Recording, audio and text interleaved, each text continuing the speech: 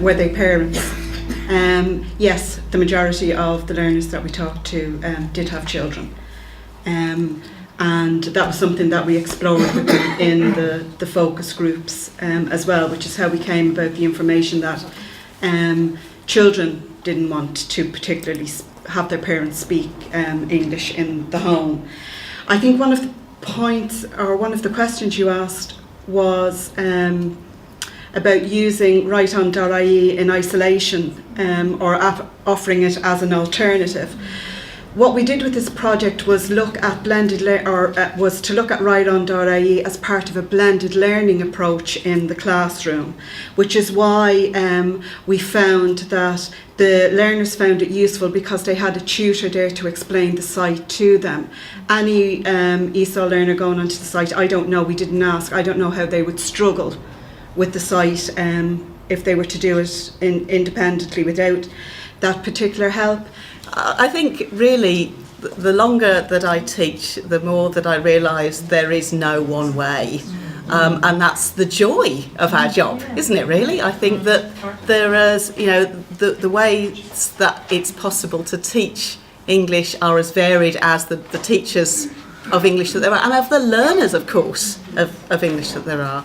And my personal feeling is that that all of these different methodologies all have a place, that there are people who did learn languages with the grammar translation type of methods I learnt in school, not many, but some, and there's some people who don't learn language despite our best communicative efforts.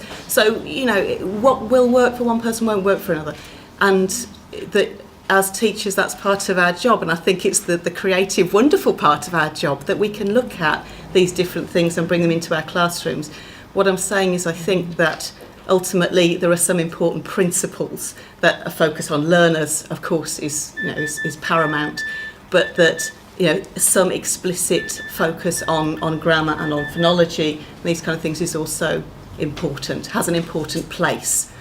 But as I say, as to what is the best method, I'm afraid I'd have to say that some kind of principled eclecticism seems to work best for me, and I think for most teachers, and probably is the way that we as teachers are moving forward mostly. Let's take, all these lovely goodies are out there, let's take from them what works for us, I think, and for our learners, clearly.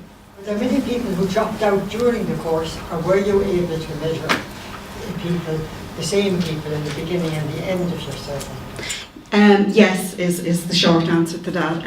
It was using write-on over a 10-week period. Very short space of time. We're not making great claims with this piece of research. It's specific to this particular cohort of ESOL learners, and we're not generalising it to ESOL learners right across the board. I might explain, say, the past tense, for example, but then they'll say, well, do you have anything written down that they can look back on? And I think that's relevant too, to be able to look back on some kind of examples or. Yeah, no, I mean, I'm absolutely not saying that we shouldn't, that we shouldn't be. I say, hopefully, it was clear that we should have some explicit focus on grammar, and yes, on meaning and form and pron, for sure, but that it doesn't have to be done in the kind of the traditional way that I learnt French in school, for example, where we're just sitting down and conjugating verbs.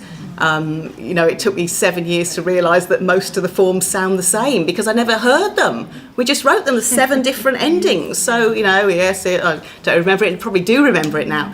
But I think that kind of focus on form is, clearly it has a place. There is some place for learning the form. It's important to know it and make sure they understand it.